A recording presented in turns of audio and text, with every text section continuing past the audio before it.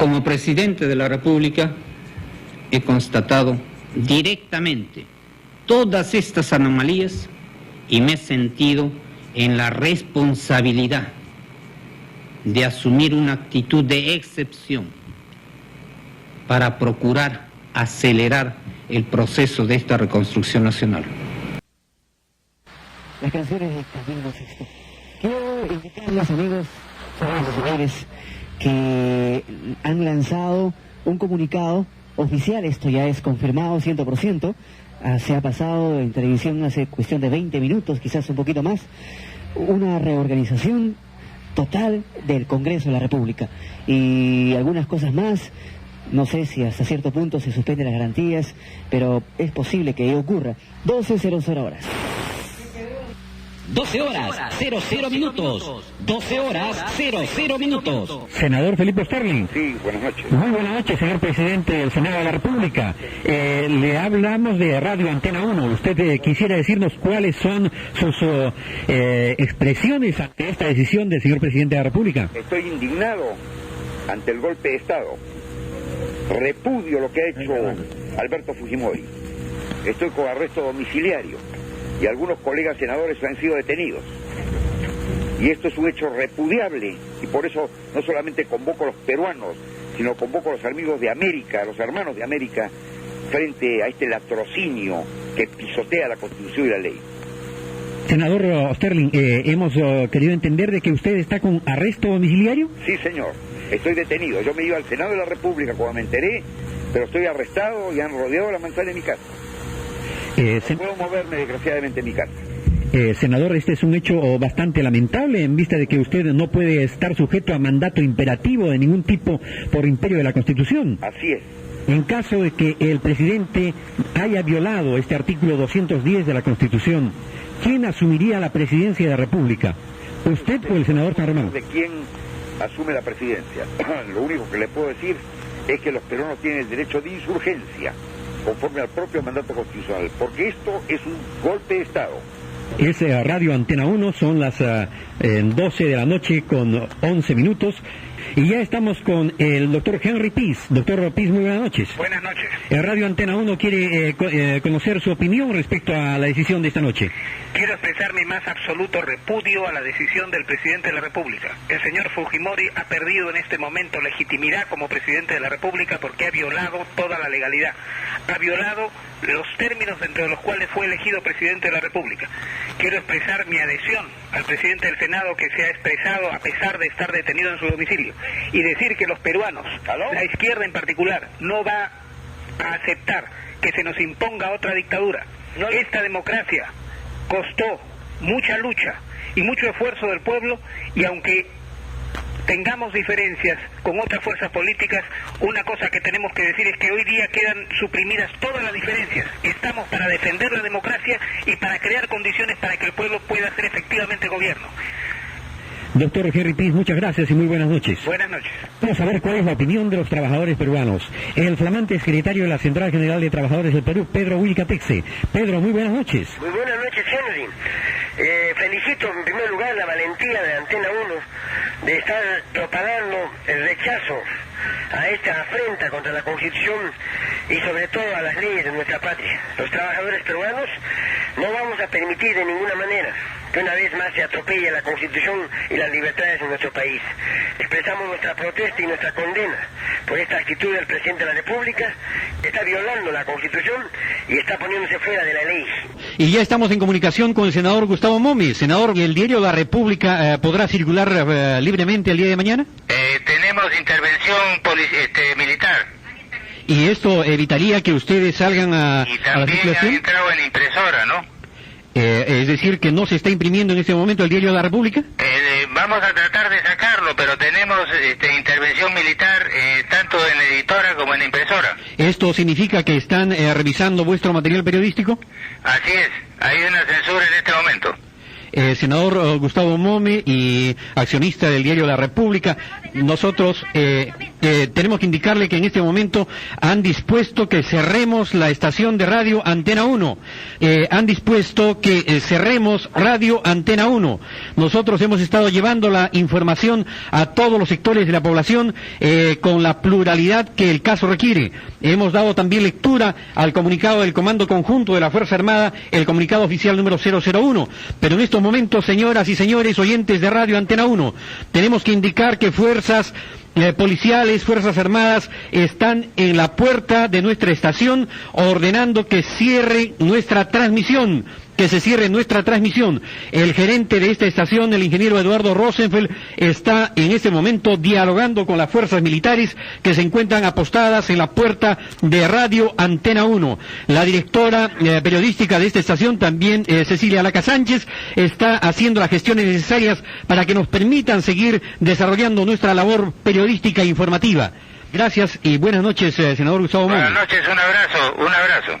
Muchas gracias. Tenemos que indicarles, amigos oyentes, que en este momento la directora periodística de la radio, Cecilia Laca, está también conversando con los directivos o con los enviados de las fuerzas policiales, y ella tiene algo que decirnos.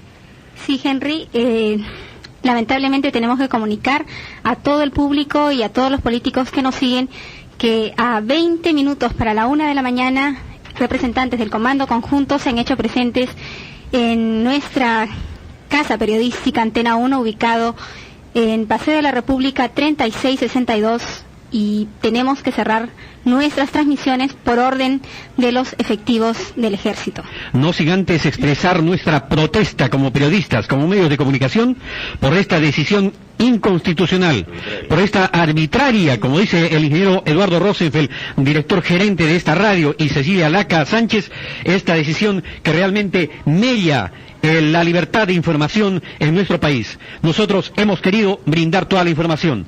Señoras, señores, lamentablemente Radio Antena 1 tiene que cerrar su transmisión. Y vamos a cerrar nuestras transmisiones con el himno nacional del Perú. Muchas gracias a todos ustedes. Tenemos que indicarles que hemos estado en la información el ingeniero Eduardo Rosenfeld, Cecilia Laca Sánchez, también ha estado Rosa Ortega. Sí, también ha estado Carlos Paredes en nuestra unidad móvil. Ítalo Quispe en las coordinaciones, Lizardo Causo en la edición periodística, Pepe Alcalde en los controles. Y lamentablemente, señoras y señores, Henry Aragón, periodista de esta estación, expresando su protesta, les dice muy buenas noches y que viva el Perú.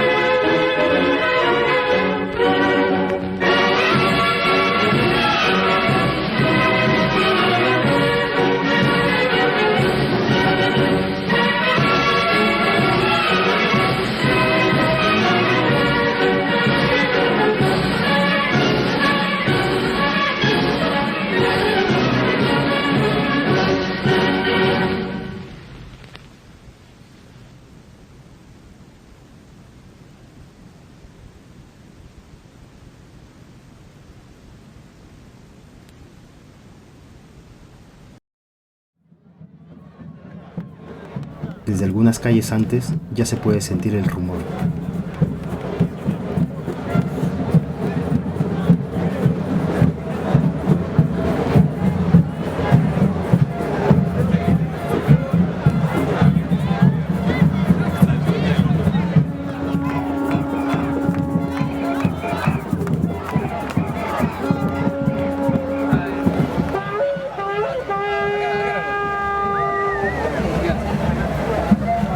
Esos ruidos, esos tambores.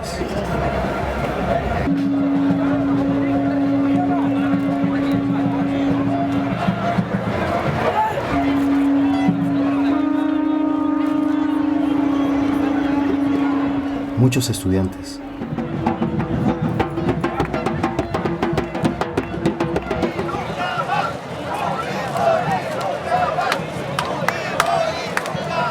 Otros un poco mayores.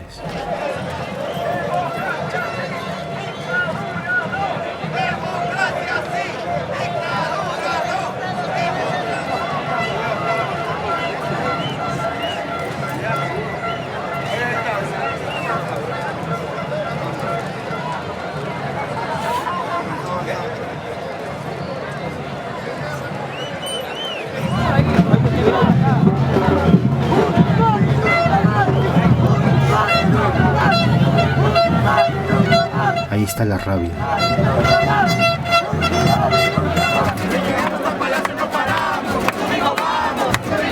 También está la fiesta.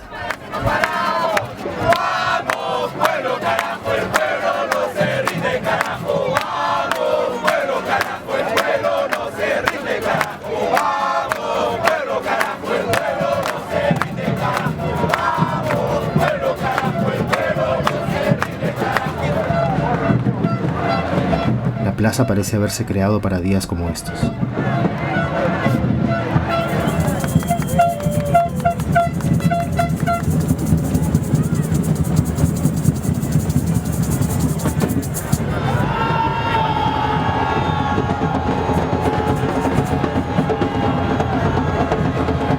De pronto llega ese momento, el momento en que todo queda suspendido.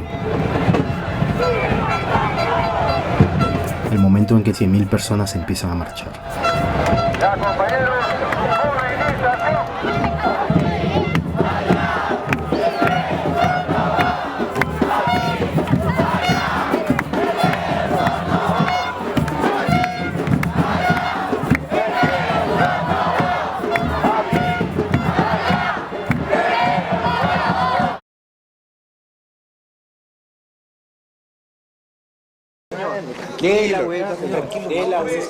no le venga a la mano. El precio internacional por las huesas es escándalo, maestro. Somos peruanos todos. Usted no es prepotente, estoy simplemente preguntando, soy periodista y quiero pasar, nada más. ¿Dónde queda la casa usted? ¡Póngase una punta cada uno! ¡Aparecí! Por favor, tenga la movilidad sur. Está bien, está bien.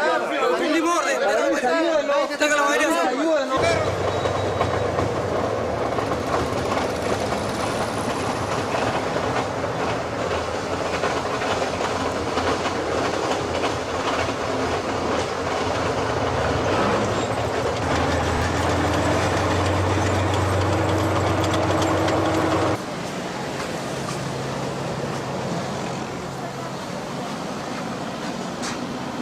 Son las 12:30 de la noche. El Congreso está rodeado por los tanques por la decisión del presidente Fujimori de cerrar el Congreso. A esta hora nadie sabe cuáles serán las consecuencias de esta decisión. Y atención, comandante.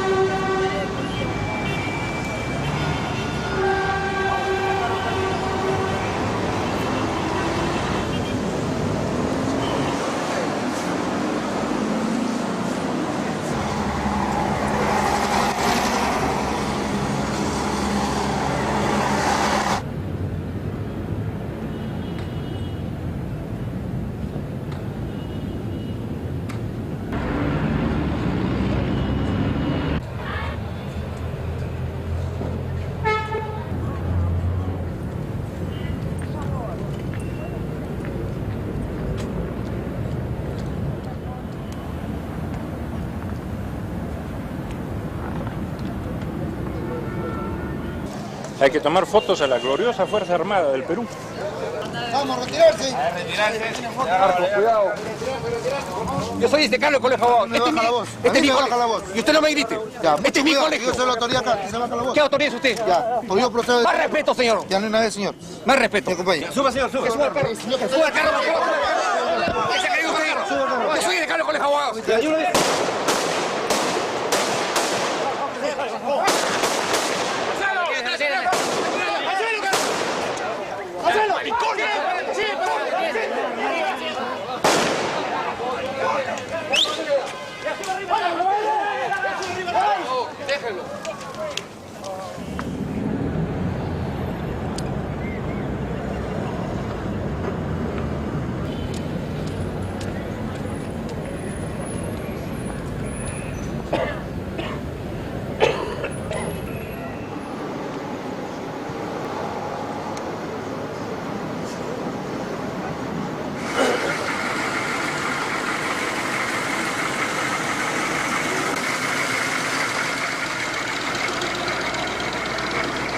pasa, nadie pasa. Pero estamos cubriendo noticias e información, señor. Totalmente se ha cerrado, totalmente, ni el periodismo.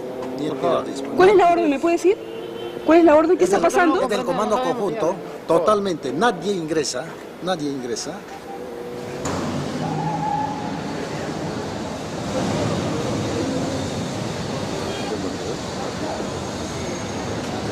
¿Estamos hablar con el director de la radio? No se encuentra en estos momentos. ¿Qué pasó con él? Está haciendo algunas gestiones para que la radio vuelva a operar normalmente y cumpla con su programación diaria, ¿no? Hemos sido interrumpidos y es el motivo por el cual no se encuentra el director. ¿Qué les dijeron? ¿Diga usted? ¿Qué les dijeron? Que simplemente pues ha habido disposición para hacer. Esperando afuera. No pudimos llamar. Ok, gracias. Me pase, señor, me pase. Que venga un oficial. Yo exijo que venga un oficial. No le pasa, señor. No me toque usted a mí. Tenga la habilidad de retirar, señor. Usted está acá. Yo estoy acá como presidente del Congreso de la República. Está perturbando, yo no estoy perturbando ningún orden. Usted está perturbando Yo he venido a mi casa, que es el Congreso de la República. Yo no perturbo acá ningún orden. Filmen esto y que lo vea todo el mundo. Filmen esto. Filme Univisión, sí, vea.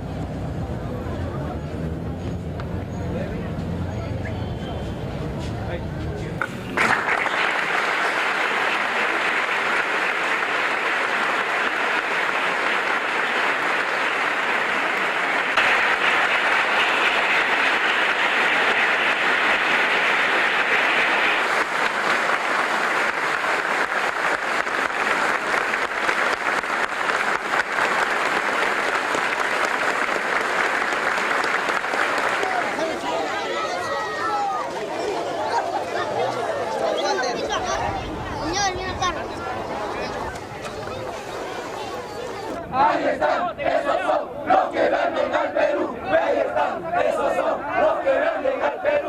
No había calculado en el sentido que la imagen que se podía transmitir fuera de tanques, metralletas y soldados. Por ahí me faltó un asesor de imagen. Por eso yo estoy insistiendo mucho que aquí los militares, las Fuerzas Armadas y policiales, lo que han hecho es, primero por convicción, acatar una decisión del presidente de la República, que en el país es jefe supremo de las Fuerzas Armadas.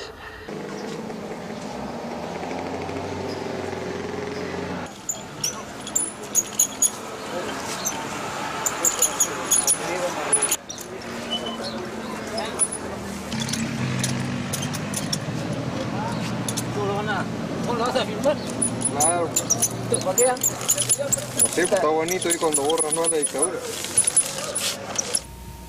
Necesitamos romper con el pasado y fundar aquí y ahora un nuevo país. Compatriotas, no quiero terminar este mensaje sin agradecerle la confianza depositada en un gobierno que solo quiere servir a la causa de los grandes intereses nacionales. Muchas gracias, pueblo del Perú. Muy buenas noches.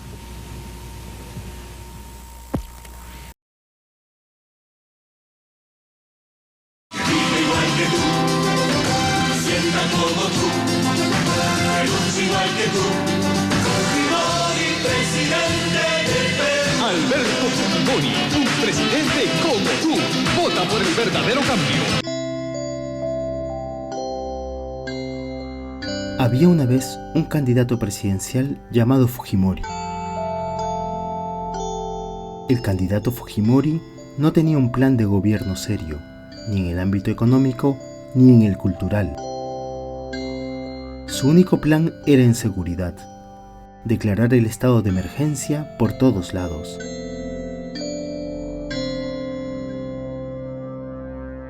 Como tenía miedo de perder las elecciones, el candidato Fujimori se vuelve socio de un misterioso asesor que lo ayudará a conseguir la presidencia.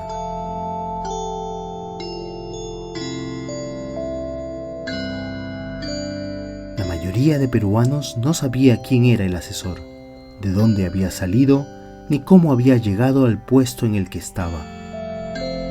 Alguien recordó que el asesor había sido investigado años atrás, pero nadie escuchó. Poco a poco, el asesor se llenó de poder. Un poder nacido de sus estrechos vínculos con el narcotráfico. Había mucho dinero que nadie sabía de dónde salía. Un día, el mayor narcotraficante del país cayó capturado. En su juicio, el narcotraficante contó que le pagaba $50,000 mensuales al asesor a cambio de que nadie interrumpa sus operaciones clandestinas. La fiscal de la Nación, en vez de iniciar una investigación contra el misterioso asesor, salió a defenderlo públicamente. Lo declaró inocente antes de tiempo. De que ahora, en una declaración, se le pueda dañar su reputación, se pueda dañar incluso su carrera. Es más, se daña el prestigio del Perú, se daña el prestigio de las instituciones. Ese era el poder del misterioso asesor, el hombre que esparció la corrupción por todo el país, con la venia y el aplauso de su presidente Fujimori, el socio que se dedicaba a visitar todas las provincias sembrando populismo para esconder así lo que su asesor hacía.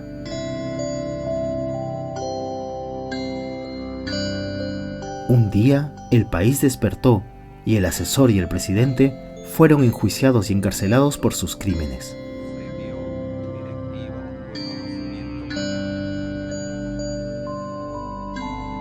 Hoy están a punto de salir libres antes de tiempo. Ni en sus mejores sueños pensaron que volver por la puerta grande sería tan fácil.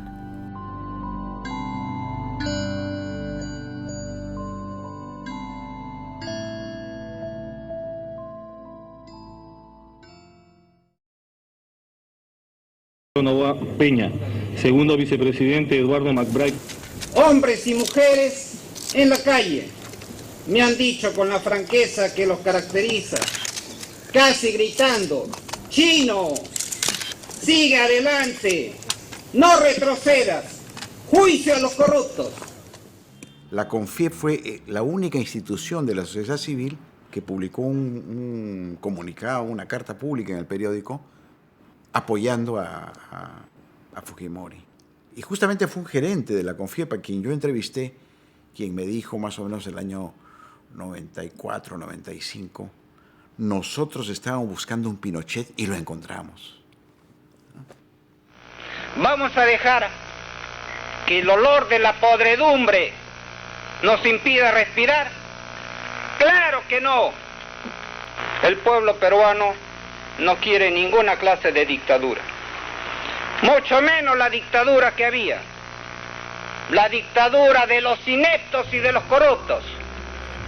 Entonces, a partir de ahí se concentró el poder en la presidencia y se generó un aparato social, ¿no?, que todavía le sirve a Keiko, digamos, ¿no?, de vinculación con los pobres. Se repartían alimentos, se construían colegios, había obras pequeñas que se realizaban. Todo eso lo concentró Fujimori en el Ministerio de la Presidencia, MIPRE. En paralelo, se consolidó el poder de Montesinos, que manejó la policía, el ejército, luego el poder judicial, que también es intervenido en el golpe, ¿no es cierto?, y todo lo que a él le interesa. Él sabía que para mantenerse en el poder y para blindarse, él también tenía que relacionarse con los grandes empresarios, acercarse a los grandes empresarios, ¿no? Y ese creo que es uno de los primeros videos, una de las primeras reuniones entre Montesinos y Dionisio Romero Seminario, ¿no?, el empresario más poderoso del Perú. Probablemente la votación es mucho mayor que la que está representando. Eso es verdad, pero yo solo quiero cuestionar de que no seamos triunfalistas, tengamos una manera de encontrar nosotros, porque lo que necesitamos es inteligencia. No que nos cojudeen, entonces tenemos que tener la información para ver si vamos bien o vamos mal y qué actuar. Y ojalá que no caigamos en ese triunfalismo. Tenemos la información, la tenemos muy precisa, el tema lo tenemos muy claro, estamos trabajando bien. Montesinos cree que es de fundamental importancia tener el apoyo explícito de los grandes empresarios a la reelección. Y ahí, digamos, uno puede observar claramente cómo Montesinos corteja a Romero, y Romero le dice, bueno, arréglame una serie de problemas, ¿no es cierto? Entonces ahí donde Romero, a cambio de la famosa entrevista que concedió en Expreso, apoyando a la reelección de Fujimori, criticando al entonces alcalde de Lima, Andrade. Como contrapartida, Montesinos le hace el favor, acuerdan que haya administradores judiciales de empresas pesqueras que no le pagan al Banco de Crédito, ¿no? Y le arregla el problema. La plena conciencia y su posición ya formal ante nosotros, estar en apoyo, que estamos en la trinchera, nosotros pediríamos, digamos, que eso también se traduzca, digamos, no tanto en el tema de dinero, no tanto de apoyo económico, no. En declaraciones, por ejemplo, que te preguntaran en algún momento, dijeran, ¿y usted qué opina? O sea, ahora debe de continuar en la alcaldía o ser presidente. Entonces uno que no diría, bueno, es un buen alcalde, el pueblo se eligió por 4 años, y estimamos que el señor debe de terminar sus mandatos, y no debe, como se nuestro haber sido elegido, habiendo prometido continuar 4 años, porque así el prometió, dijo yo puedo decirlo y a mí me lo ha garantizado. Entonces que no va a ser presidente de la República, va a ser candidato a alcalde. Entonces, la opinión tuya, en ese sentido, tiene un peso fundamental. Ya genera una corriente de opinión del empresariado. O sea, en el comercio. En el comercio, puede ser en el comercio, por ejemplo, de grosería o en el expreso. Entonces ahí se ha generado durante 10 años una dictadura, ¿no? Porque devino en eso, y los ricos se hicieron inmensamente ricos. Y ese poder continúa hasta ahora, con más fuerza todavía, porque no se alteró el modelo económico, se firmaron tratados de libre comercio y se mantuvo básicamente esta idea de que la principal función del Estado es promover las grandes inversiones. No los pequeños y los medianos, los grandes inversionistas. Para ellos, protecciones en los tratados de libre comercio, para ellos contratos de estabilidad jurídica, para ellos vinculación íntima, directa, con el Estado.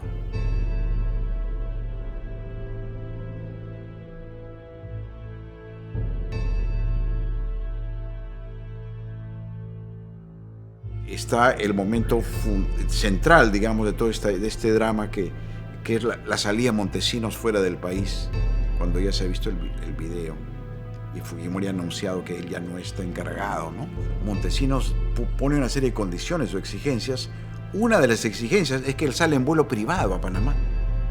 Y Dionisio Romero Seminario, que tiene una empresa que se llama ATSA, Aerotransportes S.A., le concede ese favor a Montesinos, y Montesinos viaja en avión privado. Entonces, una relación estrecha entre Fujimori, Montesinos, Romero, digamos, ¿no? No son dos, es un triángulo de poder que se mantiene hasta el final. Y si tú ves las declaraciones de la CONFIEP apoyó la reelección de Fujimori el 2000, la CONFIEP lo apoya abiertamente a Fujimori. Incluso critica las movilizaciones sociales porque es un ruido político que va a afectar la transición.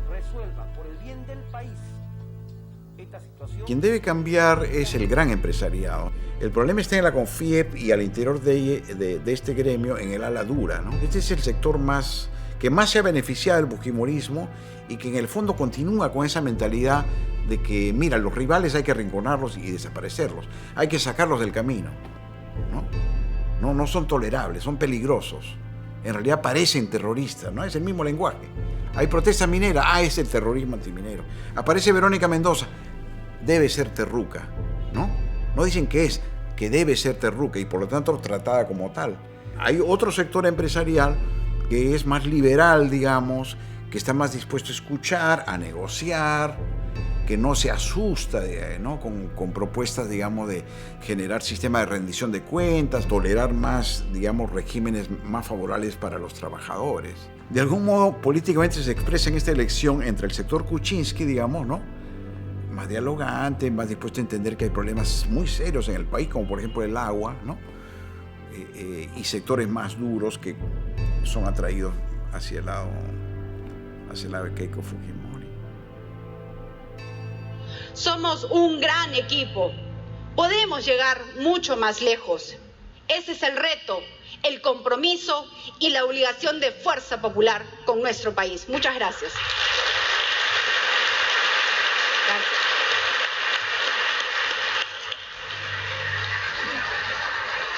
conoce muy de cerca a Keiko Fujimori, ha sido colega de ella. Usted era congresista de Unidad Nacional y estaba en la bancada fujimorista, trabajó con ella de cerca, o sea, la conozco. O sea, la conozco perfectamente. ¿Sé lo chancona que es? Ajá. Al final nos dio la premisa. Ahí está.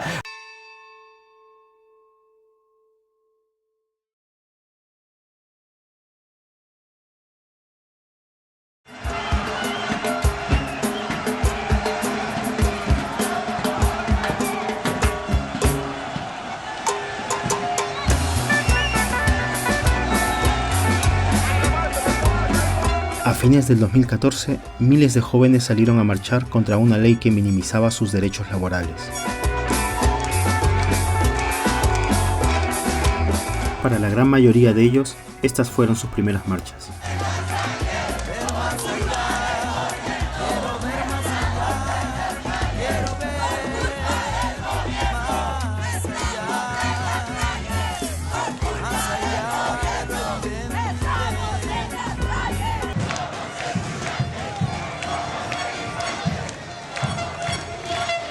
¿Quién iba a decir que estos jóvenes iban a ser los primeros peruanos de nuestra historia en ir a marchar, no al centro de Lima, sino a las oficinas de los empresarios, a la misma sede de la CONFIEP?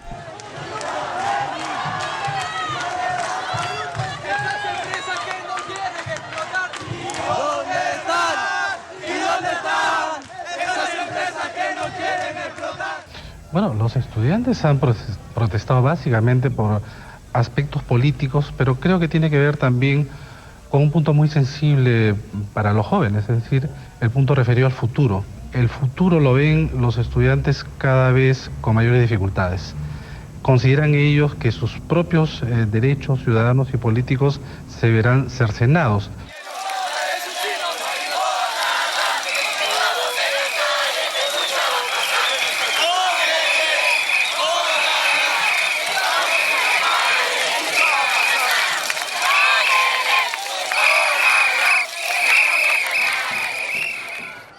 La primera marcha de mi generación fue el año 1997. Las primeras pancartas, los primeros kilómetros, la primera represión. De la Plaza Francia habían partido los universitarios, jóvenes que nunca antes habían participado en una manifestación cívica de este tipo.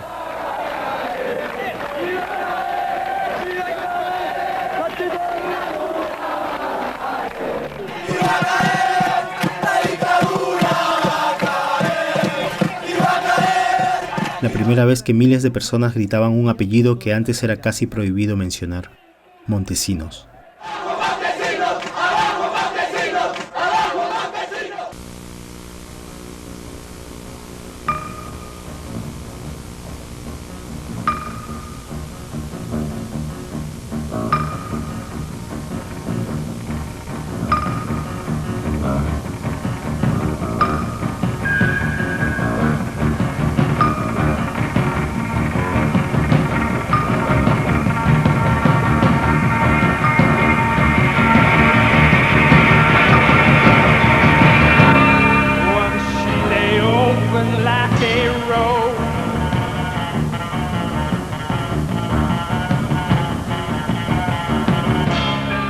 Depart the madness that I stumbled from,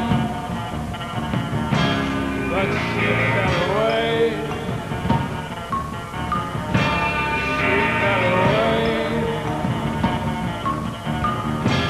shed me like a skin, she fell away, let me hold in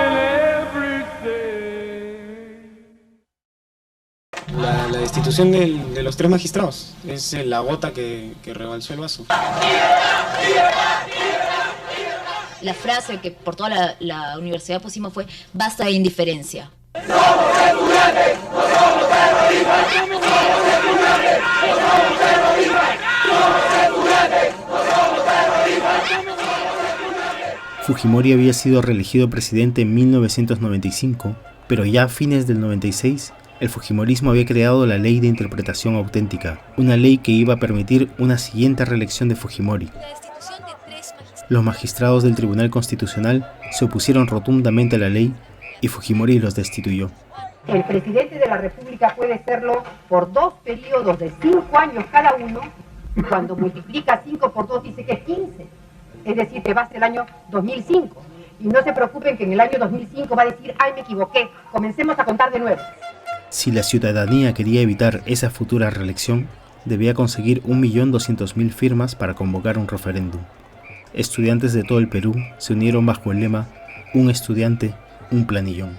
Los universitarios salieron a las calles en busca de firmas para el referéndum contra la reelección. Los universitarios del Perú asumimos el compromiso de trabajar día a día hasta lograr en un plazo inmediato el 1.200.000 firmas. Siendo seguidos, un poco con las llamadas telefónicas también han estado intervenidos los teléfonos y sobre todo con la gente que es mismo integrante del servicio de inteligencia que viene a decirnos, oye, ya tienes tu folder.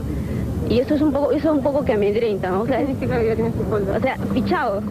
Al final se lograron más firmas de las requeridas, pero la mayoría fujimorista del Congreso logró que el referéndum fuera a votación. Por el sí, 45 señores congresistas, y por el no, 67, y una abstención. En consecuencia, el proyecto de ley número 3.924 ha sido rechazado. 45 por el sí. Por el no, 67. 45 a 67.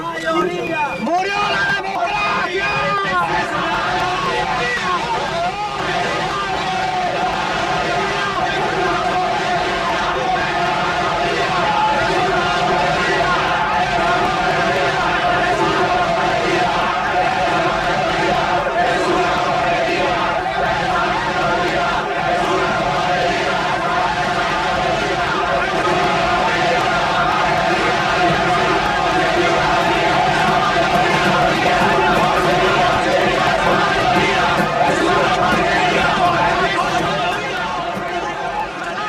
Muchas gracias a todos los congresistas por haber permitido este debate democrático.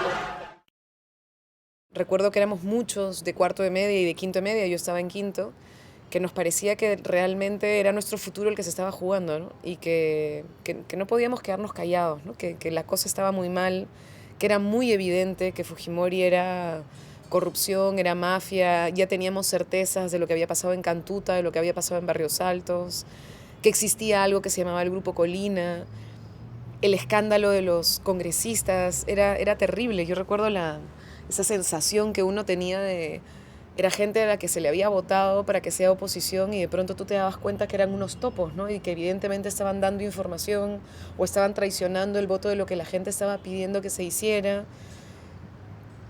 Hasta ahora recuerdo gente como Javier Díaz-Canseco y esa especie de Javier transmitía, ¿no? O sea, transmitía un poco la indignación de lo que estaba pasando, pero también de lo que él sentía dentro de ese congreso, ¿no? De saber que no sabía si el de al lado acababa de ser comprado o no había sido comprado, qué había pasado. Ver la televisión basura y ver los periódicos basura y ver cómo mentían y cómo inventaban estos psicosociales todo el tiempo.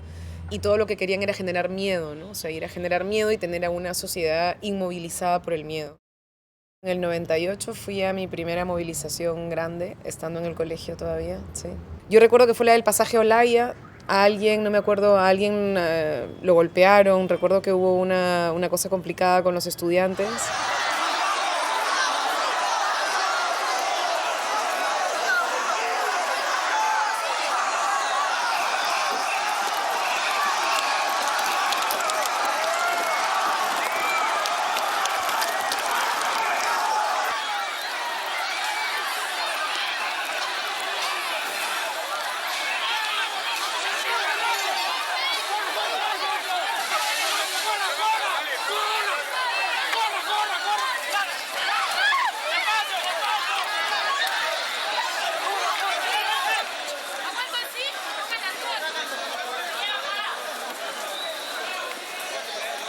¿Qué hace esta dictadura, esta represión a los jóvenes? Nosotros hemos venido con una marcha pacífica para que el señor Fujimori y la sociedad peruana se dé cuenta que los jóvenes estamos presentes, que queremos un país mejor. ¿Que no están de acuerdo con su gobierno? No estamos de acuerdo ni con su gobierno, ni con nada que ver con Fujimori.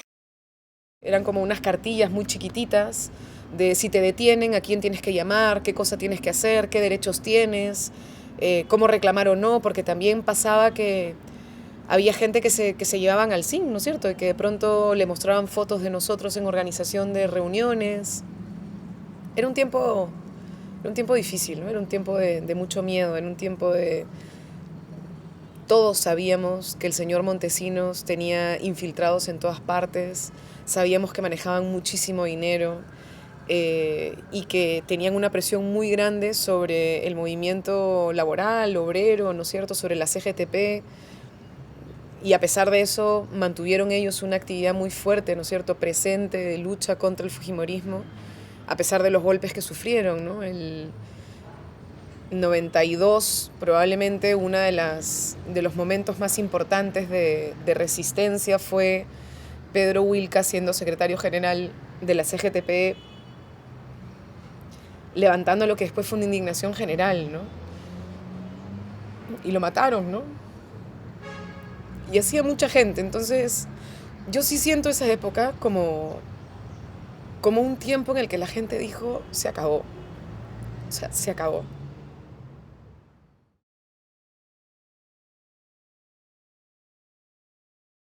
Nuestra industria está en crisis, los trabajadores estamos desocupados. Una herramienta que simboliza al gremio de construcción civil. Esta carretilla está vacía, señor presidente. Queremos llenarlo de obras, queremos llenarlo de trabajo y le entregamos como símbolo de construcción civil.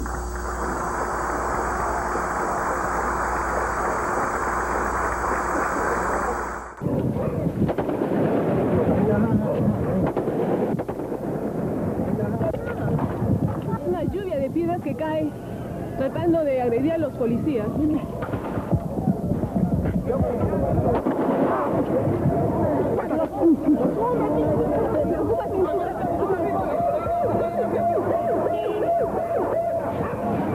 Diciembre de 1991.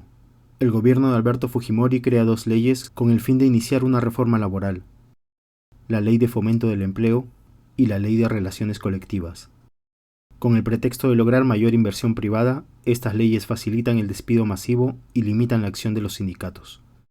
Son viejas antecedentes de una futura ley Pulpín. Pero en 1991 son leyes resistidas y Fujimori no puede aplicarlas, hasta que llegue el 5 de abril de 1992. Disolver temporalmente el Congreso de la República hasta la aprobación de una nueva estructura orgánica del Poder Legislativo, la que se aprobará mediante un plebiscito nacional. Con el autogolpe del 5 de abril, 12 derechos laborales se borran de un plumazo. El 16 de diciembre de 1992, Construcción Civil declara una huelga nacional. Luego de esa huelga, la policía llega hasta el local de los trabajadores y ocurre este enfrentamiento.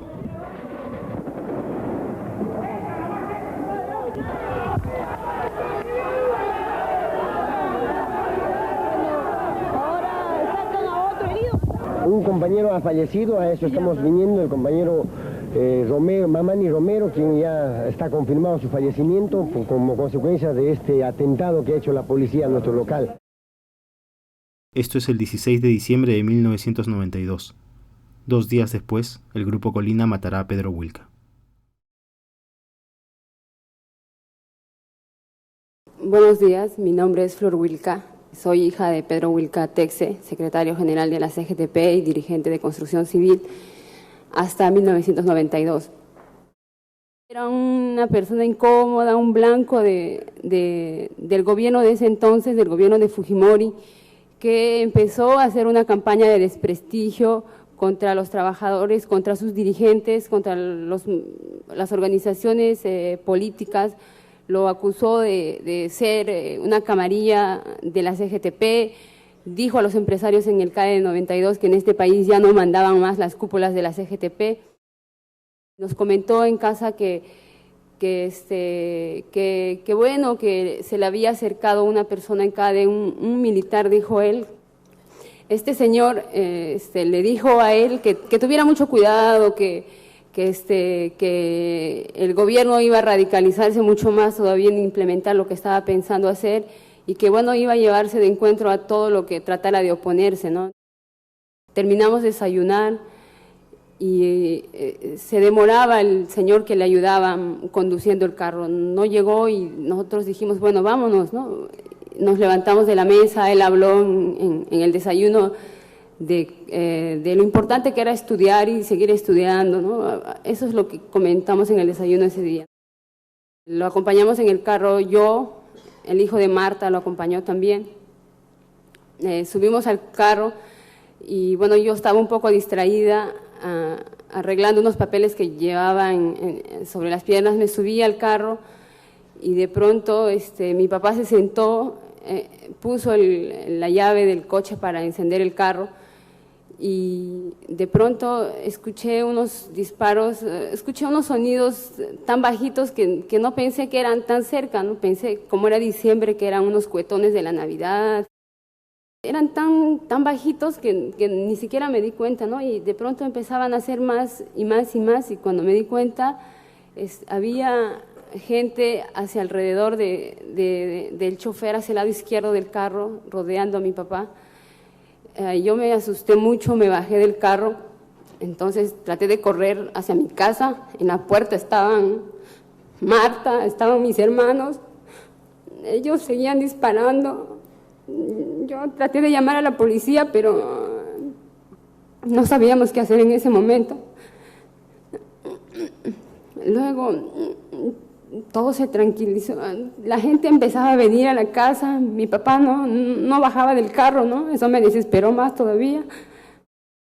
La gente decía, no lo toquen porque tiene una bomba, va a explotar. No querían que lo tocáramos. Yo lo subí a un taxi, me lo llevé en un taxi hasta el hospital.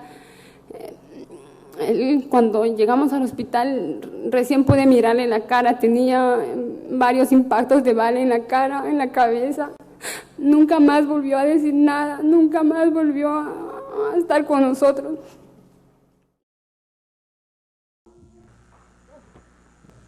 El técnico Pedro Pretenda Marzo es el que asesinó a Pedro Wilca Texe.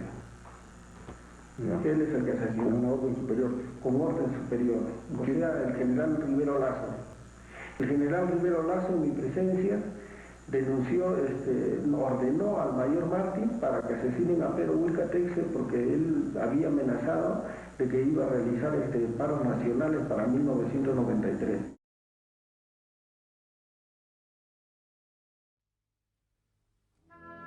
En la Escuela Militar de Chorrillos, la academia donde se forjan los soldados que buscan llegar a general, recuerdan a Mayor Santiago Enrique Martín Rivas como alguien introvertido, alguien que no destaca en los deportes, tampoco en los estudios. Termina en el puesto 33 de un total de 48 cadetes.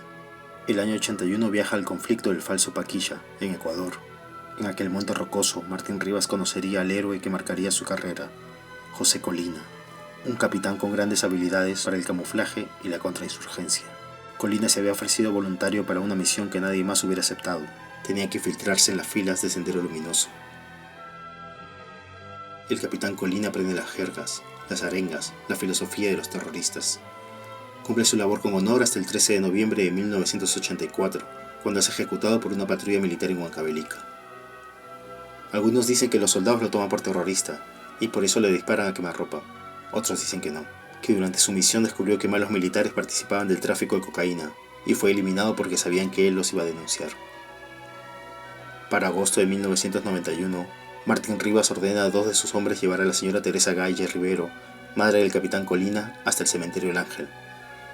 Delante de ella, Martín Rivas jura vengar la vida del capitán y proclama que ese sería el nombre de su destacamento secreto, el Grupo Colina. Guillermo Supo, Nelson Carvajal, Arturo Arce, Hugo Coral, José Alarcón, Carlos Caballero, José Gamarra, Carlos Salazar, Jorge Benítez, Julio Chuqui, Marco Flores, Clemente Alayo, Fernando Leca, José Tena, todos bajo la coordinación del coronel Fernando Rodríguez. Se sienten elegidos. No es para menos. El alto mando del ejército los ha convocado para liderar un comando clandestino de vengadores frente a los ataques terroristas. Años después los describirían como un destacamento hecho de matarifes, sin físico, torpes, gente que quería imitar a los agentes de la CIA o el Mossad, pero que solo se habían dedicado a matar por dinero. 3 de noviembre de 1991, la primera gran misión del Grupo Colina. 8 hombres bajan de 2 camionetas frente a una casona de Barrios Altos. Antes de entrar en acción, entrelazan las manos y gritan: ¡Por Colina! ¡Por Colina! ¡Vencer! ¡Siempre vencer! A esa hora los vecinos del Jirón Guanta celebran una pollada. Los 8 hombres se abren paso gritando ¡cerveza, cerveza!, pero no traen ninguna botella, sino 8 ametralladoras MP5, con cartuchos de 9 milímetros, cada una con silenciador. Se ponen los pasamontañas, toman a los ocupantes de la habitación 110 y los arrojan al patio interior de la casona. ¡Terrucos de mierda!, les gritan. ¡Tírense al suelo, concha su madre, perros asesinos! Tomás Libias, un vendedor de helados, protesta. Le responde con una bala. Antes que caiga al piso le caen 4 proyectiles más. Filomeno León, el organizador de la pollada, pregunta: ¿qué pasa, jefe? 7 balazos le quiebran la voz. No tienen tiempo de gritar. Disparan indiscriminadamente durante 2 minutos. Un niño de 8 años se lanza sobre los restos de su padre. Le caen 11 impactos de bala. En estos momentos la Policía General está retirando a un menor. Al día siguiente el fiscal encontrará 111 casquillos en el piso y 39 proyectiles incrustados en la pared. Terminado el operativo, el Grupo Colina sube a las camionetas, prenden sus sirenas policiales y salen de Lima, con dirección a la Panamericana Sur, a la playa militar La Tiza, donde los espera un buffet de pescados, mariscos y cerveza. El presidente está orgulloso, dice Martín Rivas. No está conforme con lo del niño, pero comprende los daños colaterales. Habla con tal convicción que parece haber hablado con el mismo Alberto Fujimori. Una de esas noches, o quizás esa misma, Martín Rivas empieza su romance con la agente Mariela Barreto, integrante del equipo número 2 del Grupo Colina, a cargo del técnico Julio Chucky Aguirre, alias El Enterrador. El 17 de julio de 1992, Sendero Luminoso detona un coche bomba con 600 kilos de dinamita en Lima, en la calle Tarata, el corazón de Miraflores. 30 personas son asesinadas brutalmente. Al día siguiente, el 18 de julio, el Grupo Colina llega hasta el campus de la Universidad Enrique Guzmán y Valle, La Cantuta, y se llevan a 9 estudiantes y a un catedrático. Son terroristas, corren la voz. Nadie más verá a esos estudiantes ni a ese profesor con vida. Ocultan los cuerpos en una fosa común, en la carretera que conduce al distrito de Huachipa. Pero algo falla. Martín Rivas tiene un mal presentimiento. Mucha prisa, muchos cuerpos, mucho caos. Ordena a su equipo que desentierre los cadáveres, que reduzcan los cuerpos a cenizas. Es más seguro así. Va el agente Chucky, acompañado de Pedro Pretel Damaso. Chiquito, le decían por su imponente estatura. Pretel saca los cadáveres. Dice que ha contado bien, que ya están todos. Pero un año más tarde, en julio de 1993, el equipo de forenses que investiga el crimen en La Cantuta encuentra el cadáver entero de Enrique Ortiz Perea, cuerpo enrollado dentro de un fardo negro, bañado con cal, casi momificado. Ese fue el único cadáver completo que se encontró de la matanza de La Cantuta. De los otros han encontrado restos, huesos. El cadáver de Richard Armando Amado Cóndor ni siquiera ha sido hallado. Tampoco se sabe dónde está el cuerpo de Pedro Yauri, periodista del programa de radio Punto Final, quien había criticado duramente a los militares por haber detenido a la familia Ventosilla Castillo, unos campesinos que habían sido tomados por terroristas. Tanto se quejó Yauri en la radio que al final soltaron a los Ventosilla, pero la última palabra la tenía siempre el Grupo Colina. El 24 de junio del 92 se dividen en 2 grupos. Unos van por los Ventosilla, otros por Pedro Yauri. A este se lo llevan a una playa abandonada. Fue Martín Rivas el que lo obligó a cavar su propia tumba contra el agente Chucky años después. Cuando la fosa está lista, descargan una ráfaga de metralletas sobre Yauri. Al día siguiente, en otro lado de la ciudad, 6 de los Ventosillas amanecen ejecutados al lado de una carretera. Barrios Altos, La Cantuta, Pedro Yauri, Pedro Wilca, los campesinos del Salta. Cada operativo del Grupo Colina parecía destinado a abrir un proceso judicial. Finalmente, una corte marcial los lleva a juicio. Martín Rivas no entiende, sus agentes tampoco. ¿Por qué a juicio si solo cumplimos órdenes? Calma, les dice el general Nicolás Hermosa Ríos, nada menos que el propio jefe del Comando Conjunto, el tercer hombre más poderoso del Perú. Calma, silencio, ya lo vamos a solucionar. El tiempo le da la razón al general. En 1995, el gobierno de Alberto Fujimori da una ley de amnistía y el Grupo Colina sale libre. Se sienten protegidos. Ya ven, dice Martín Rivas, el Estado nos cuida. Pero algo se tuerce. Poco a poco, los agentes empiezan a morir. El 23 de marzo de 1997, una niña encuentra el cadáver de la agente Mariela Barreto. No hay rastro de su cabeza ni de sus manos. Los médicos concluyeron que antes de ser descuartizada, le quebraron la columna, le quemaron los pies, le rajaron los codos y las rodillas. Una tortura brutal y sostenida. Un par de semanas antes, el 8 de febrero de 1997, la agente Leonor La Rosa fue detenida en el cuartel general del ejército. La acusaban de haber filtrado documentos a la República. El 19 de febrero entró de emergencia al Hospital Militar del Ejército. Un día más tarde tuvo un paro cardiorrespiratorio. Abandonó el hospital en silla de ruedas. Ese mismo mes, Chiquito Pretel termina tendido sin vida sobre el asfalto en un extraño accidente de tránsito. Iba manejando su moto por la avenida Angamos, en Surquillo, cuando un auto lo choca por detrás. Extrañamente, había un carro del ejército cerca del accidente. Unos militares recogen el cuerpo y se llevan al chofer al Pentagonito para tomar su declaración. Horas más tarde lo sueltan, sin dar parte a la policía. El 26 de diciembre de 2006, la Corte Interamericana de Derechos Humanos responsabiliza al Perú por los asesinatos de la Cantuta. Le abren un nuevo proceso a Martín Rivas, pero esta vez en un tribunal civil. Él se convierte en fugitivo. Un día, Martín Rivas se entera de que una fiscal ha encontrado más de $20 millones a nombre del general Hermosa Ríos. No lo puede creer. Si él iba preso era justamente por haber obedecido las órdenes de su general, de Montesinos, de Fujimori. Decide dar su versión en una serie de entrevistas al periodista Humberto Jara. Durante una de esas entrevistas cae detenido. Una mañana calurosa de 2007 empieza el juicio a Martín Rivas. Ahí se reencuentra con el general Hermosa, ex jefe supremo de todos los institutos armados durante 7 años. También está el general Julio Salazar Monroe, ex jefe nominal del CIN. Los acompañan el general Juan Rivero Lazo, ex jefe de la Dirección de Inteligencia del Ejército, el general Luis Cubas Portal, ex jefe de Comando de Logística del Ejército DINTE, los coroneles Víctor Silva Mendoza y Alberto Pinto Cárdenas, ex jefes del Servicio de Inteligencia del Ejército CIE, y el coronel Fernando Rodríguez, quien fuera responsable del Grupo Colina ante el alto mando militar. Martín Rivas se siente un idiota. Es el único personaje de todos los que han sido procesados por los tribunales anticorrupción que no amasó una fortuna. El sujeto que dice a todas luces ser un analista formado por los aparatos de inteligencia no pudo advertir que obedecía órdenes de los generales más corruptos de nuestra historia. Ese día también se reencuentra con los hombres que una vez comandó. Hace más de 5 años que no veía a toda la pandilla. La última vez que lo hizo tenían una orden de captura sobre sus cabezas. En un taller de mecánica, Martín Rivas los convocó para dar las últimas órdenes. Un solo puño, una sola versión. Aún entonces se consideraba un equipo donde no cabía lugar para la traición. Pero han pasado 7 años ya. Ahora todos han sido capturados. Aún peor, piensa Martín Rivas.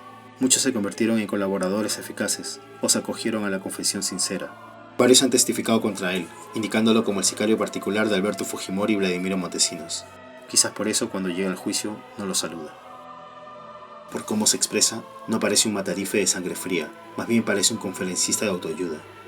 Formula preguntas que él mismo responde, se indigna, evoca silencios, arregla su cerquillo. El niño, repite. En la guerra han muerto más de 1000 niños. ¿Alguien hace justicia por ellos? Está frustrado. Repite que él no forjó ninguna fortuna, no como los generales corruptos que tiene al lado. Él es un hombre de oficina, el autor del Libro Rojo, el libro que había sentado las bases de la guerra contra el Sendero Luminoso y el MRTA. Se ve a sí mismo como el verdadero protagonista de la lucha contra el terrorista, por encima incluso de Fujimori y Montesinos. Desde hace 14 años, Martín Rivas ha tratado de decirnos que le debemos una disculpa, porque él terminó con la subversión. Este es el único lugar del mundo en donde el Estado se acusa a sí mismo, exclama. Pero él ya no es el Estado. Tampoco es un soldado. Y tampoco vengó al capitán Colina. Fue al revés. Hizo lo mismo que hicieron sus verdugos. Asesinó a aquellos que se atravesaron entre la cocaína, el dinero y el ejército. Lejos de proteger a los débiles, como manda el himno castrense, se ocupó de asesinar a sangre fría a sujetos que no tenían cómo defenderse. Durante el proceso, nadie pudo demostrar que las personas que asesinó el Grupo Colina en Barrios Altos tuvieran algún vínculo con Sendero Luminoso. Tampoco han podido demostrar que los alumnos de la Cantuta estuvieran implicados en el atentado de Tarata. El Grupo Colina nunca capturó a ningún líder de Sendero Luminoso. El Grupo Especial de Inteligencia de la Policía, el GEIN, a cargo de Benedicto Jiménez, capturó a Abimael Guzmán y a su comité central sin detonar un solo explosivo. Pero eso ya no importa. Ahora lo único que importa es negarlo todo. Martín Rivas asegura que no conoció a los hombres asesinados en la Cantuta. El representante del Ministerio Público, incrédulo, le lee uno por uno los nombres de sus víctimas. Martín Rivas simplemente contesta, no los conozco.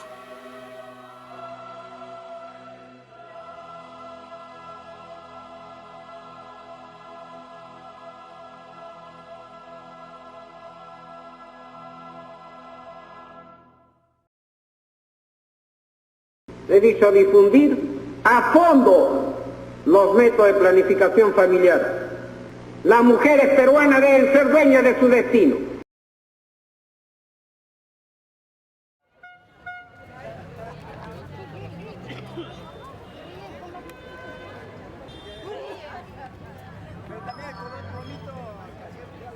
estuvieron viniendo de acá de la posta, los enfermeras, solicitando pacientes para hacerse, mujeres para hacerse la ligadura de trompas de falopio. Entonces, mi hermana fue una de ellas, ¿no?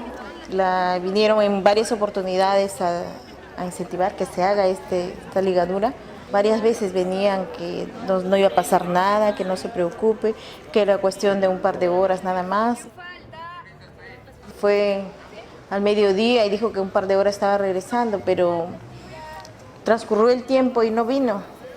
Y una de mis cuñadas fue a averiguar a la posta y le dijeron que mi hermana estaba bien, que se había intoxicado y que se había ido a Piura a hacerse atender, que ella se había ido por sus propios medios y que todo estaba bien, que no nos preocupemos. Entonces mi prima, como es trabajadora, se ha acercado a la clínica y a mi hermana la encontró en cuidados intensivos, estaba en coma. Ya han regresado mi prima a decirle a mi mamá pues el problema que había pasado, ¿no? Que mi hermana estaba bastante delicada, que estaba en coma y que tenían que ponerse fuertes acá, inclusive decir si no nos dejaban entrar que iban a llevar a la policía, porque en una clínica particular se entiende que tiene que haber bastante apoyo para la familia, deben dejar ingresar. No había negligencia médica, eso es lo que dijeron, que no indemnizaban. No, dijeron que no se podía hacer nada. No hubo ningún tipo de ayuda para mis sobrinas que quedaron pequeñas, ningún tipo de atención, por lo menos atención psicológica para mis padres, no hubo nada. Se quedó así nomás, ya transcurrieron 10 años.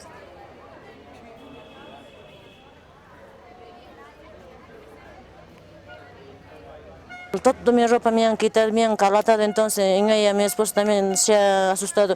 ¿Qué cosa le van a hacer a mi esposo? ¿Por qué me están alcanzando a hacer toda su ropa? Diciendo, me han amarrado a la camilla, en ella es lo que me han hecho así, entonces, no sé, como una cosa es que estarían jalando, así me han jalado, entonces he gritado todavía, wow, ¿qué me están haciendo así? Me han puesto Anastasia, supongo que la Anastasia estaba pasando ese rato, no sé, entonces me he dado cuenta, me han jalado, no sé cómo una cosa, entonces de ahí me he ido a mi casa, estuve mal casi un mes, no podía ni orinar, así agachadito nomás caminaba como una viejita. Ahorita no puedo cargar ni una robita de maíz, nadita, cuando trabajo, así cuando voy a la puna, así total cansado, mi cintura no me deja, mi espalda, así, entonces así nos ha hecho ese año en 96.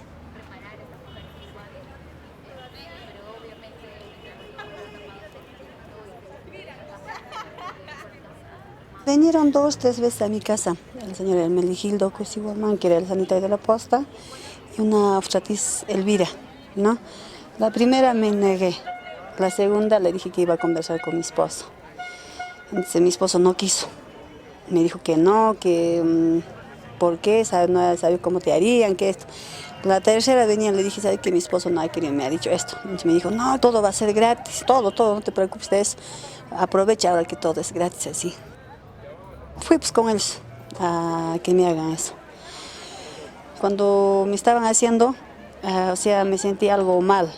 Entonces sentí unas cosas, no, parece que sin anestesia, no sé, sentí dolor, entonces dije, por favor, me está doliendo, no soporto. Entonces me dijo, no te preocupes, eso es así, es normal. Entonces ya bueno, en la tarde nos llevaron a nuestras casas, así, nos dieron unas pastillas, con esto basta. Desde hace 2 años yo he estado sufriendo con hemorragia, mucha hemorragia, desmayos, adelgazamiento, hinchazón en la parte aquí, hinchazón en la vagina. Entonces lo único que hago es bajo la posta, le digo estoy así por esta razón. Es natural, no, si te va a pasar y da unas pastillas, yo compré 3 pastillas. Gracias a Dios encontré una doctora bien buena. Me han hecho, desde el principio, todo tipo de análisis. Me preguntó si para hacer la ligadura me habían hecho análisis. Si nos habían hecho papá Nicolau, todo para saber si teníamos infección o qué, ¿no? Nada de eso, le dije, no, han podido morir, hay muchas personas que han muerto con esto, ¿cómo se han podido descuidar? Así. De ahí me han estado haciendo estudios hasta que ahora llegaron al punto de que tengo principios de cáncer.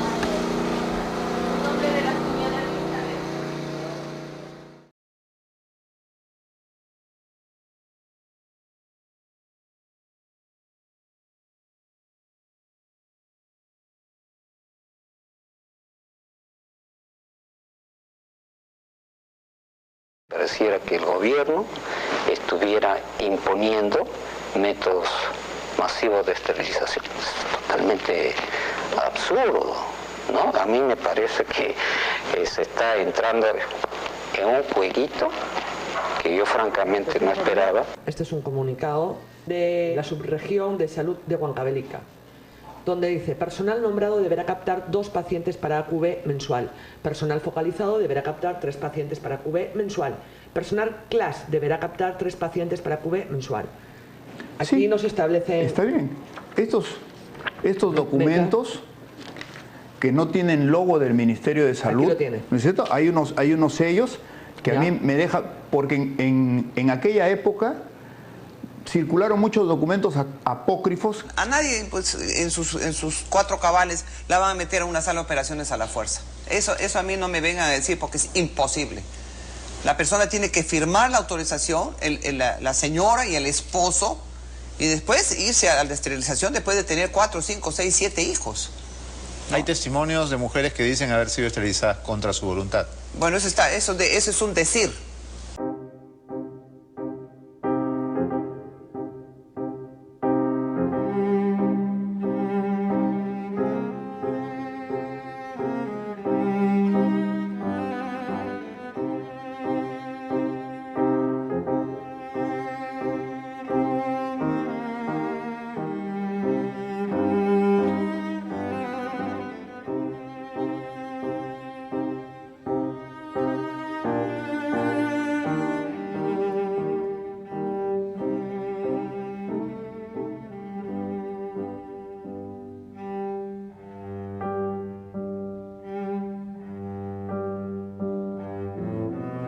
Estos casos excepcionales, con los cuales yo me solidarizo como mujer y como madre, creo que han sido errores humanos.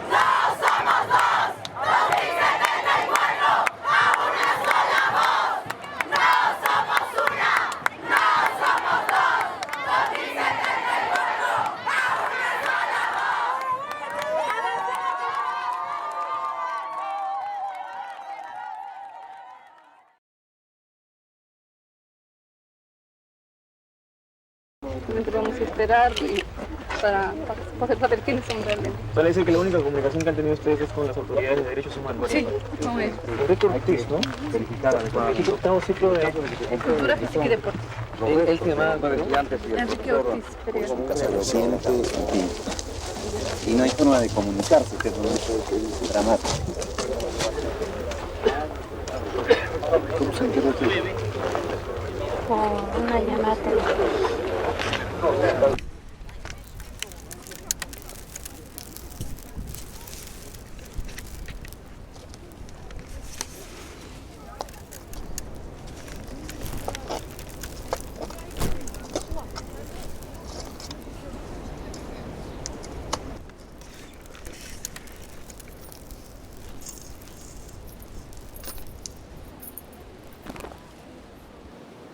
Atendiendo el pedido de doña Raida Cóndor, el doctor Cuba se dirigió a su domicilio, ya que ésta había reconocido el llavero y aseguraba que las 2 llaves grandes eran las de las puertas de su casa. Pasadas las 3 de la tarde se hizo la prueba en la cerradura de la reja del número 1158 del Jirón Italia en La Victoria. Tanto esa llave como la del interior 1, lugar de la residencia, abrieron las respectivas chapas.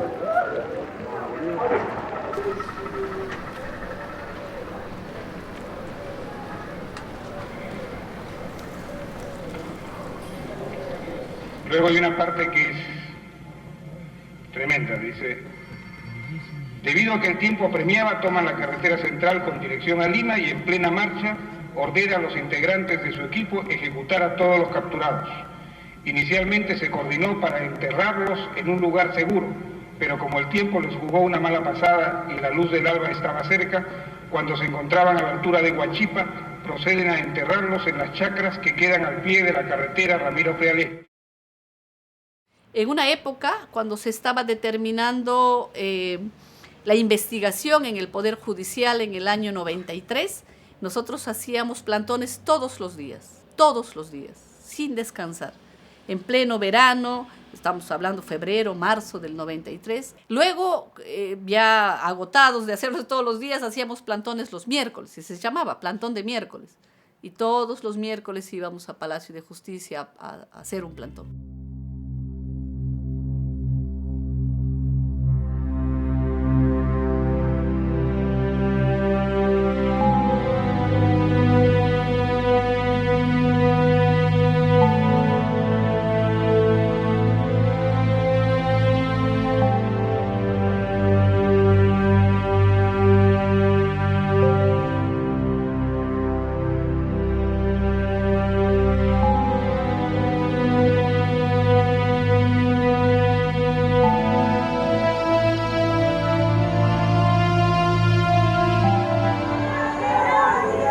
¿Cómo olvidar, Armando?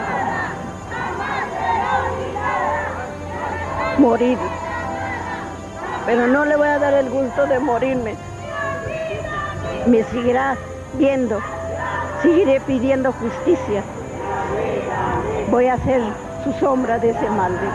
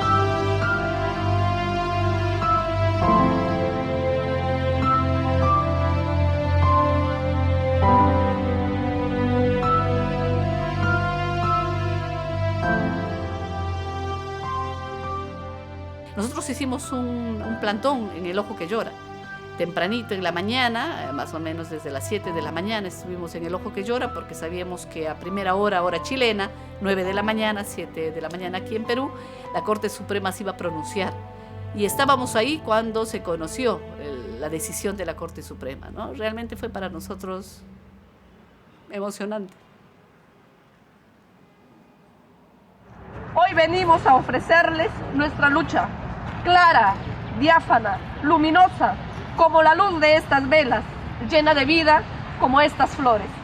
La Corte Suprema de Chile concedió hoy al Perú la extradición del expresidente de la República, Alberto Fujimori. El exmandatario deberá ser juzgado por delitos de corrupción y violaciones a los derechos humanos cometidos durante su gobierno. Como se recuerda, Fujimori fugó del Perú en el año 2000, refugiándose durante 5 años en Japón. Luego de un sorpresivo viaje a Chile, tuvieron que pasar 2 años para que la justicia de este país acepte el pedido de extradición del Perú. Por justicia y por verdad. Nunca más impunidad.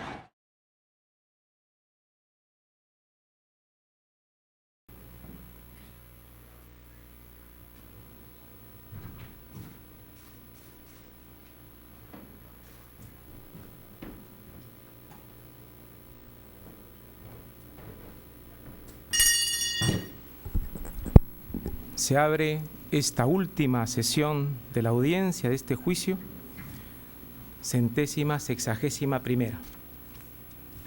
Llegado a este punto de la presentación de la decisión, cabe afirmar que el tribunal ha llegado a una certeza razonable acerca de los 4 hechos juzgados. Está probado que el gobierno del acusado Alberto Fujimori, a la par de la estrategia descrita, implementó a través de lo que llamó una nueva estrategia, una reacción radical contra el terrorismo. Sí, lo está. Está probado que el acusado Alberto Fujimori estructuró y ejecutó una estrategia político-militar paralela a la que pregonaba públicamente, cuyo objetivo era la eliminación de los terroristas, decisión que se articulaba por medio de su asesor Montesinos Torres y del aparato organizado de poder que formó, sí, lo está. Está probado que por ello protegió tanto a Montesinos Torres como al general Hermosa Ríos e incluso a los ejecutores materiales a quienes se les concedió amnistía y proporcionó recompensas a través del jefe del CIE, sí, lo está.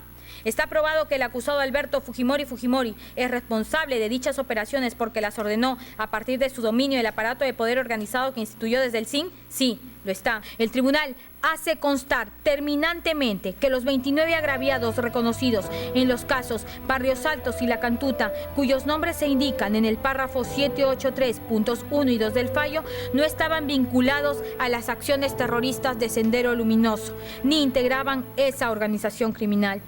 La Sala Penal Especial de la Corte Suprema de Justicia de la República falla, declarando infundadas las cuestiones probatorias deducidas por la defensa del acusado Alberto Fujimori conforme a los acápites 2, cuestiones probatorias 3, prueba videográfica y audiográfica y 4, otros cuestionamientos probados del capítulo 1 de la parte segunda de la presente sentencia. En tal virtud, le impusieron 25 años de pena privativa de libertad que, computada desde el 7 de noviembre de 2005, en que fue privado de su libertad en Chile, atendiendo a la solicitud de extradición, hasta el 18 de junio del 2006, en que obtuvo libertad bajo fianza, y desde el 22 de septiembre de 2007, en que fue puesto a disposición de este tribunal, vencerá el 10 de febrero del año 2032.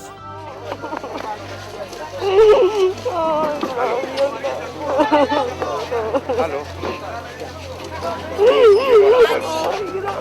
Aló. A los casos que han ocurrido en nuestro país y este camino seguirá abierto. Vamos.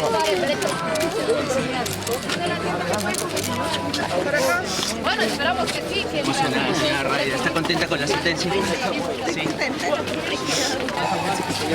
Vamos. ¿Satisfecha con la condena? Sí, satisfecha.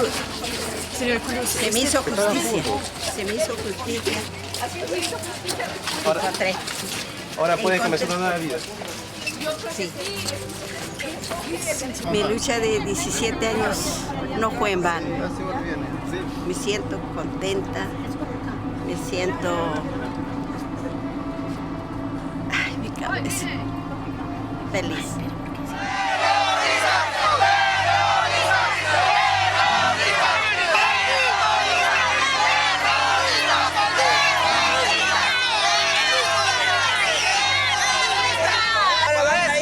Su cheque, pasan por caja. Defensores de terrorismo. Por llorar, por los huesos de su familia. ¿Cómo vas a pagar a tus lloronas que has contratado?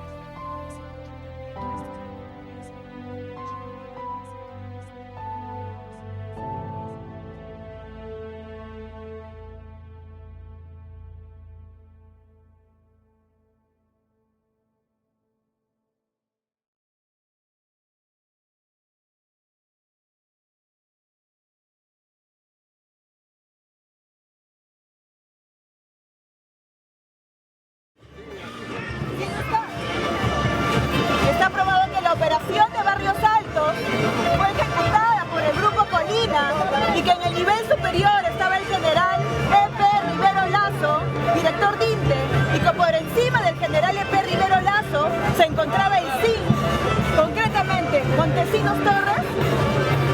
Sí, lo está. Está probado que la operación de Barrios Altos fue un crimen de Estado. Sí, lo está. Está probado que en horas de la madrugada del 18 de junio de 1992, 9 estudiantes y un profesor de la Universidad de La Cantuta fueron conducidos por miembros del Grupo Colina al kilómetro 1,5 de la carretera Ramiro Prialé, Huachipa, donde los ejecutaron extrajudicialmente y enterraron clandestinamente. Sí, lo está. Está probado que meses después se trasladaron algunos cuerpos de las víctimas al lugar denominado Quebrada Chavilca del distrito de Cieneguilla, donde previamente procedieron a su incineración. Sí lo está.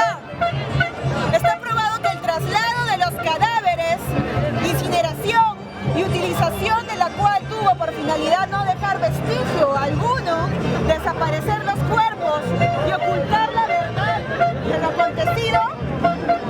Sí lo está. Está probado que el asesinato de los 9 estudiantes y un profesor de la Universidad La Cantuta también responde a un patrón de crimen de Estado, de ejecuciones extrajudiciales. Sí lo está. Está probado que los integrantes del Grupo Colina, Sosa Saavedra y Carvajal García, se les entregó cintillos de pacificación nacional el 19 de agosto de 1994, pese a que ya habían sido objeto de una condena firme por desaparición forzada y ejecución extrajudicial en el caso de La Cantuta. Sí lo está. Está aprobada la operación frustrada de eliminación física de los ciudadanos de Julio Simón Murano y Javier Díaz Canseco Cineros por parte del Grupo Colina. Sí lo está. Está aprobado que el Senado, el 15 de diciembre de 1991, oficializó la conformación de una comisión investigadora de ese crimen, la misma que no concluyó su cometido como consecuencia del golpe de Estado del 5 de abril de 1992. Sí lo está. Está aprobado que luego de ocurrida la desaparición forzada y la ejecución extrajudicial de los alumnos y profesor de La Cantuta, sus familiares denunciaron las desapariciones en diferentes instancias públicas y judiciales sin recibir amparo alguno. Sí lo está. Está aprobada la participación activa del CIN en estos actos de encubrimiento, cuando desde la independencia se proyectaron los oficios de respuesta a los requerimientos concursales, las resoluciones del foro militar que investigaba los sucesos y las declaraciones de los involucrados. Sí lo está. Está aprobado que todo ese conjunto sistemático de actividades que involucraron a los sectores más sensibles del Estado y poderes públicos fue autorizado, dirigido y controlado por el acusado Alberto Fujimori. Sí lo está. Está probado que el acusado Alberto Fujimori es responsable de dichas operaciones porque las ordenó a partir de su dominio del aparato de poder organizado que instituyó desde el CIN. Sí lo está. Está probado que el acusado Alberto Fujimori renunció a la presidencia de la República desde Tokio el 19 de noviembre del año 2000, pero esta renuncia no fue aceptada por el Congreso y por el contrario, declaró la vacancia presidencial por incapacidad de moral. Sí lo está. Corte Suprema de Justicia de la República y Sala Penal Especial. La sentencia de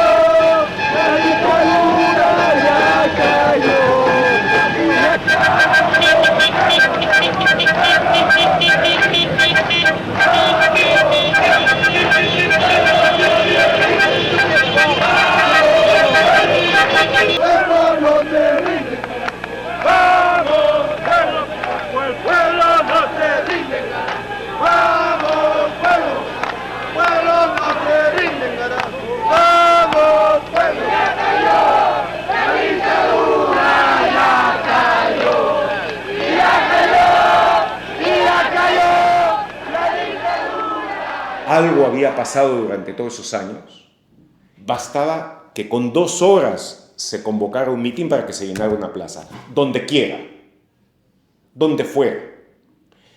Y en esas aglomeraciones de gente, en esas manifestaciones llenas de fervor, ahí la gente empezó a sacar los montesinos, a hablar los montesinos. Me recuerdo que cuando llegamos una vez a Sicuani, nos distribuyeron folletos, estos octavillas que habían hecho ahí, y yo me quedé sorprendido de lo bien informados que estaban sobre Montesinos, sobre lo que este había hecho. Quiere decir de que toda la labor que hizo, la labor heroica que hizo el periodismo de investigación, ese grupo pequeñísimo de gente, y los pocos medios que estuvieron allá, y los pocos directores de realmente gran honor, como Enrique Sileri, como Gustavo Momellona, y organizaciones no gubernamentales, y organizaciones de derechos humanos que habían estado constantemente sacando cosas, eso había finalmente fructificado. Usted fue una de las personas que emprendió la marcha de los 4 suyos. Sí, y llegamos a Lima y nosotros hemos vivido en carne propia lo que es la dictadura, la persecución, la agresión y seguramente el deseo de liquidar a todo lo que es oposición. Pero más pudo la fe del pueblo en la democracia y ahora usted ve, la hemos conquistado antes de tiempo.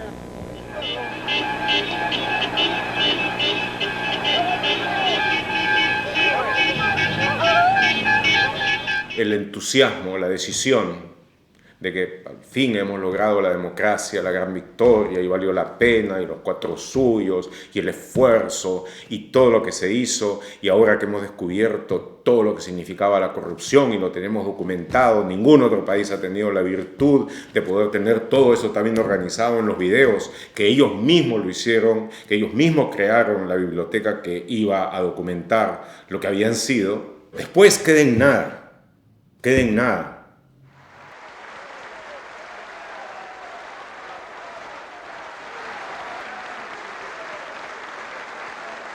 Para muchos, la recuperación de la democracia fue solamente recuperar los procedimientos democráticos. Fue recuperar elecciones limpias, un jurado nacional y una OMPE que te garantice un mínimo de procedimiento. Pero el montaje de lo que significaba el fujimorismo lo dejaron intacto. O sea, lo dejaron ahí. Gobernaron con eso. Gobernaron con su constitución. O sea, es decir, esa constitución nació del golpe.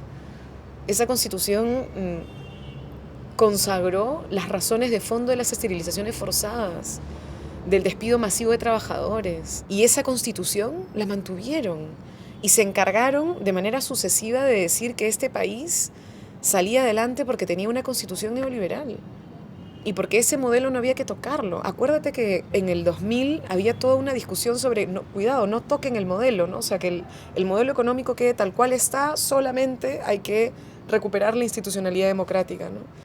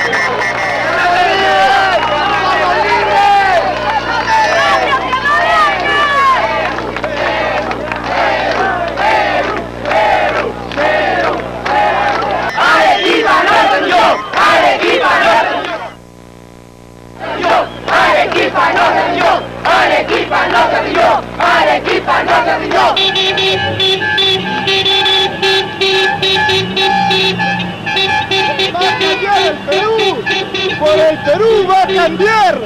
Hoy día empieza el cambio.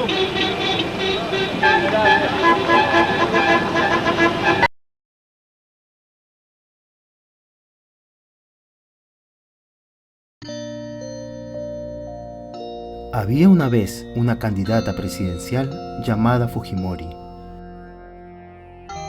La candidata Fujimori no tenía un plan de gobierno serio, ni en el ámbito económico ni en el cultural. Su único plan era inseguridad, declarar el estado de emergencia por todos lados. Como tenía miedo de perder las elecciones, la candidata Fujimori se vuelve socia de un misterioso asesor que la viene ayudando a conseguir la presidencia. La mayoría de peruanos no sabía quién era el asesor, de dónde había salido, ni cómo había llegado al puesto en el que estaba. Alguien recordó que el asesor había sido investigado años atrás, pero nadie escuchó.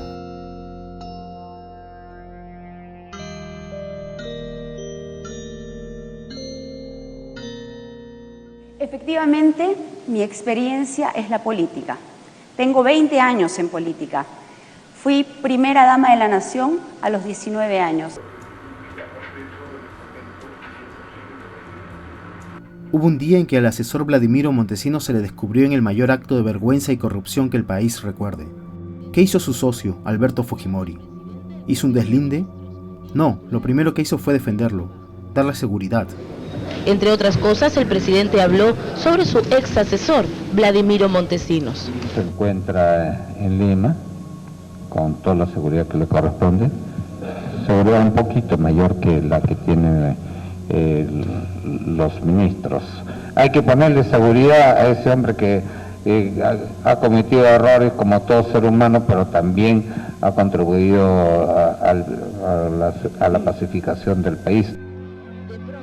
¿Y qué hizo Keiko Fujimori? Estuvo ahí, al lado. Incluso luego de esa vergonzosa conferencia de prensa, subieron los dos, padre e hija, a las rejas de Palacio como si nada pasara. Keiko Fujimori ha absorbido toda la dictadura del padre. Dicen que era muy joven para darse cuenta. ¿Lo era? Año 1992. Golpe de Estado. Masacres de Cantuta y Barrios Altos. Susana Iguchi, su madre, denuncia los malos manejos de la donación de ropa de Japón. Keiko Fujimori tenía 17 años. ¿Era muy niña como para no darse cuenta de lo que sucedía? Año 1994. El Congreso investiga el desfalco de la Caja de Pensiones Militar y Policial. 400 millones de soles perdidos. El servicio de inteligencia empieza la persecución contra su madre, Susana Iguchi. ¿Keiko dice algo? No, acepta ser nombrada primera dama. Tenía 19 años. ¿Seguía siendo muy chica como para saber lo que pasaba? Año 1995. Se interviene en las universidades. Se da la ley de amnistía en favor del Grupo Colina. Su madre, Susana Iguchi, denuncia oficialmente su primera tortura. ¿Qué hace Keiko? Había cumplido 20 años. ¿Era muy joven quizás para no cuestionar lo que ocurría?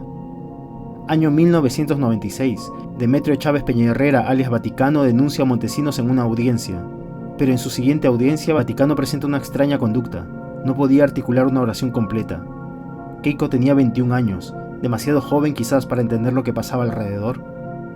Mayo de 1997. Keiko Fujimori termina sus estudios de Administración de Negocios en la Universidad de Boston, estudios pagados con dinero del CIN. Ese mismo mes destituyen a los magistrados que se oponían a la reelección. Empiezan las primeras manifestaciones en todo el país. Los hermanos Winter asumen el control de Canal 2. La libertad de expresión se ve severamente amenazada. Sale a la luz el Plan Octavio, dirigido desde el Servicio de Inteligencia para vigilar y hostigar periodistas. Se descubre también el chuponeo a Pérez de Cuéllar. Aparecen los primeros casos de esterilizaciones forzadas. Y así cada año, cada mes, 98, 99, hasta llegar al 2000. Desde entonces no deja de repetir que solo se cometieron errores, que el Grupo Colina debió haber actuado solo. Pero los crímenes de esa dictadura no fueron solo del Grupo Colina. Julio Salazar Monroe, jefe del CIN, 25 y 35 años por violación a los derechos humanos. Humberto Rosas Bonuccelli, el jefe del CIN, 6 y 4 años. Nicolás Hermosa Ríos, jefe del Ejército, 25 años. Esleván Bello, comandante general de la FAP, 8 años. José Villanueva Ruesta, comandante general del Ejército, 8 y 9 años. Antonio Bárcena, comandante general de la Marina, 6 años. Juan de Anderas, el director de la Policía, 6 años. Federico Hurtado, director de la Policía, 4 años. Luis Salas Guevara, el primer ministro, 3 años suspendido. Carlos Boloña Ver, ministro de Economía, 4 años suspendido. Víctor Holguay, ministro de Industria, 10 años. Absalón Vázquez, ministro de Agricultura, 7 años suspendidos. Juan Briones Dávila, ministro del Interior, 10 años. Edgar Solís Cano, viceministro del Interior, 9 años. Blanca Nélida Colán, fiscal de la Nación, 10 años. Víctor Castillo Castillo, presidente de la Corte Suprema, 4 años suspendido. Alipio Montes de Oca, jefe del Jurado Nacional, 4 años suspendidos. José García Marcelo, vocal del Tribunal Constitucional, 5 años.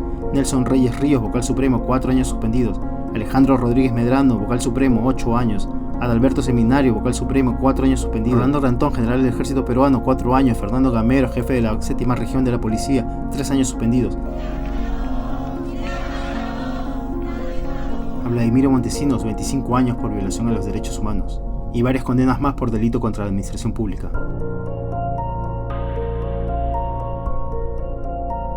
Keiko Fujimori se sigue rodeando del mismo equipo. Ahí está Yoshiyama, el ministro del golpe. Ahí está Klimper, el ministro en la peor época de la dictadura.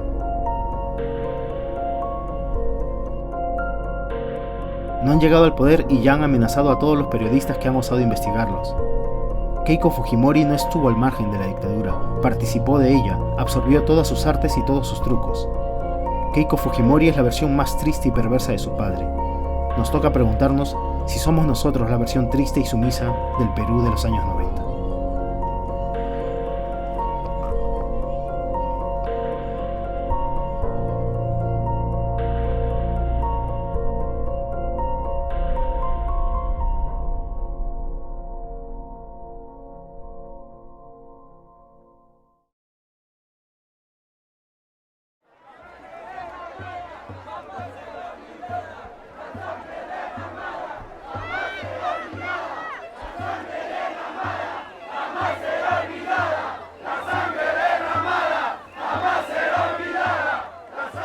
Empieza a oscurecer el martes 5 en la Plaza San Martín, que ya luce no solo llena, sino apretada, intensa, con más entusiasmo que indignación. Como sucede con los que somos casi viejos, que necesitamos completar las experiencias con las memorias, voy asociando lo que veo con recuerdos. ¿Despierta este 5 de abril flashbacks del que ocurrió hace 24 años? No. Me hace recordar más bien la marcha de los 4 suyos del 28 de julio del 2000.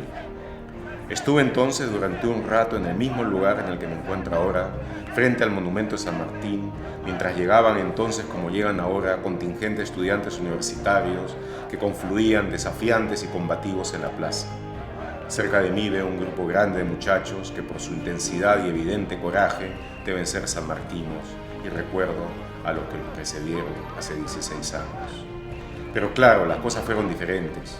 Entonces la policía se había retirado para que los vándalos infiltrados por Montesinos pudieran perpetrar los letales destrozos con los que intentaron criminalizar nuestra movilización.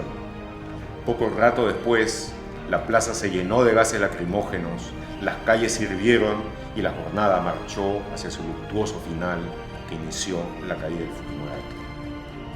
16 años después, las diferencias resaltan primero. Hay quizá tanta movilización policial como entonces, pero es para proteger la movilización, no para atacarla. La manifestación no es para derrocar una tiranía, sino para impedirla. La que ocurre ahora es masiva, de potente elocuencia, pero a la vez magníficamente pacífica, consciente de la fuerza que significa la movilización de 100.000 personas, acompañadas por miles de otras en varias ciudades del Perú. Como en el 2000, las fuerzas democráticas son dueñas de la calle, pero ya no en confrontación, sino en demostrar su decisión de defender la libertad.